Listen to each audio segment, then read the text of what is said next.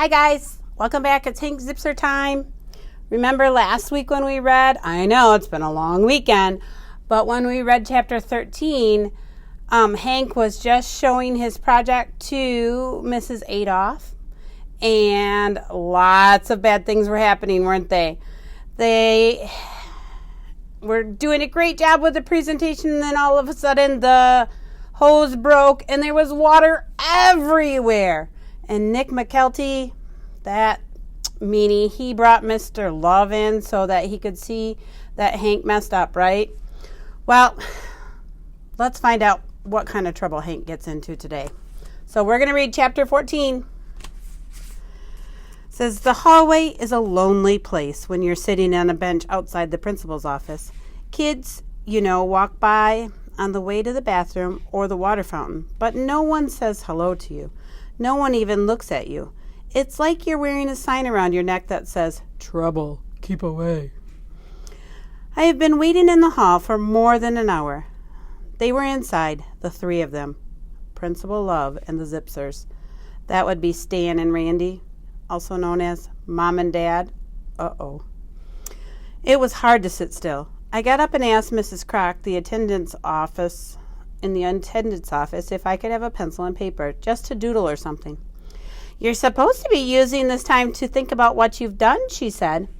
Yeah, but I think better when I doodle, I told her. So do I, she said, and she gave me a piece of paper and her pencil. That was nice of her. When I went back into the hall, Principal Love was standing outside his office. He didn't speak. He just wagged his finger, inviting me in. It was the kind of invitation you don't say no to.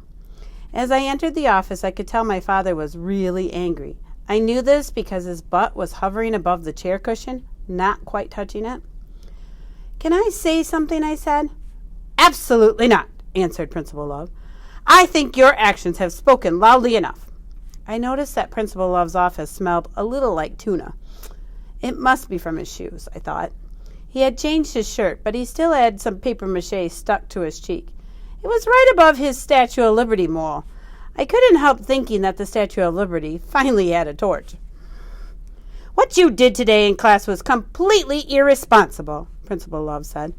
I turned to my father. He would understand, right? But, Dad, what I was trying to do... My father stood up. Uh-oh. Are you aware of the chaos you created, Hank? First of all, you didn't follow the rules. You can't just make up your own assignment. Yes, but I wanted to... Don't interrupt your father, my mother said. I couldn't believe it. Even Mom was on their side?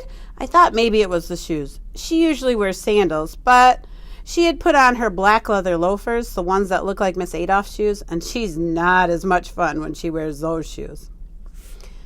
You were supposed to write an essay, 5 paragraphs. That's with a pencil, Hank, not papier-mâché. Ooh, my father was seriously mad. But, Dad, I remembered every fact I learned on the trip. I was writing it with my mouth.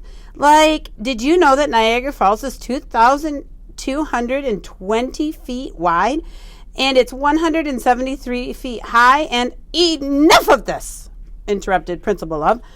We are here to decide on an appropriate punishment for what you have done. At this moment, I realized that the President of the United States was not going to be inviting me to the White House. Detention for 2 weeks, Principal Love said. Grounded at home, my father added. Same length of time. My brain froze. 2 weeks? The magic show. Oh no, the magic show was right in the middle of my punishment. I'm dead. I'm doomed. I'm out of the Magic 3. Chapter 15. I left Principal Love's office and headed downstairs to the lunchroom. A couple of first graders passed me on their way to the library. I think that's the boy who got in trouble, one of them whispered loudly. They stared at me like I had just robbed a bank or something. I spilled a little water on the floor. Big deal. Okay, well, a lot of water. Okay, a whole lot of water. What does a guy do in this situation? I figured the only thing to do was wave. So I went into my best Hank Zipzer strut. Good to see you, I said, grinning at them. What's up in show and tell today? I think I scared them because they ran away. I continued downstairs. Some kids were already leaving the lunchroom and heading out to the yard. I passed Ryan and Gerald. Ryan held up his hand for a high five. "You're a riot, man," he said. "Truly," said Justin and Ricky, who were following behind. "Your buddies are still eating lunch at your regular spot," Ryan said, pointing to the general direction of our table. Ooh, what do you think Hank's friends are going to think about him getting in so much trouble? I went over to the table and slid in next to Ashley. She was in the middle of telling Frankie and Robert how she was going to spend her money from the magic show. "Oh, I already have $9 saved," she said. "With the $10 we'll each earn, I'll have enough to get the dolphin, which will complete my Crystal Sea family." I'd hold off on that dolphin," I said. "How bad was Principal Love?" Frankie asked. "Paint the picture, Zip." "It was ugly," I answered. "I didn't get one word in. What I did get was 2 weeks of detention at school and 2 weeks of being grounded at home." "With or without TV?" asked Frankie. "That is, without any electronic devices known to mankind," I said. "Oh no, that's the end of the world." Frankie grabbed his heart and fell to the ground. "Ugh! Just the thought of it makes me stop breathing." "Well, of course they're going to let you out for the magic show," Ashley said. She was twirling her ponytail in her fingers, what she does when she's a little worried. "No," I answered. I didn't have the courage to look at her. They said no exceptions. "I can take his place," Robert chimed in. "No, you can't," we answered together. If what was happening wasn't bad enough, suddenly a dark cloud appeared, and his name was... Who do you think? You guessed it. Nick McKelty. "Aw, poor thing. Did Principal Love bust you hard?" the big creep said with his stupid baby voice. His teeth were looking especially snaggly. "Yeah, Hank got 2 weeks detention," Robert volunteered. As you probably already noticed, Robert doesn't know when to keep his mouth shut. "What are you going to do about your grandpa's magic show at my dad's bowling alley?" Nick said.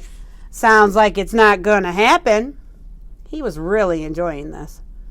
Before I had a chance to answer, he threw his big, slimy arm around me. He put his face up to mine, and there it was, the bad breath again. Ugh, I didn't breathe.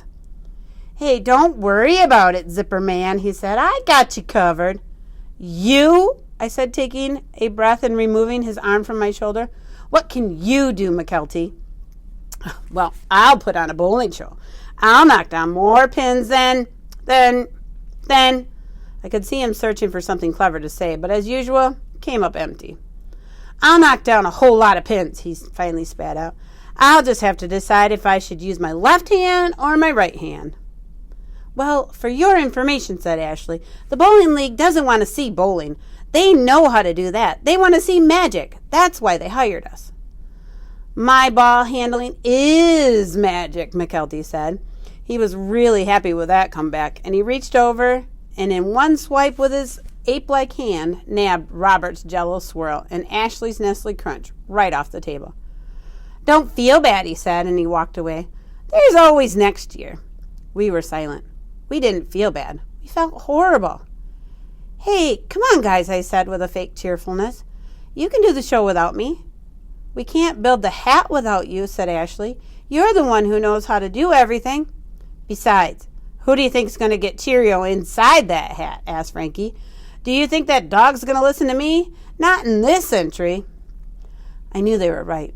I had ruined everything for them. I told them I was sorry, but I don't think it helped.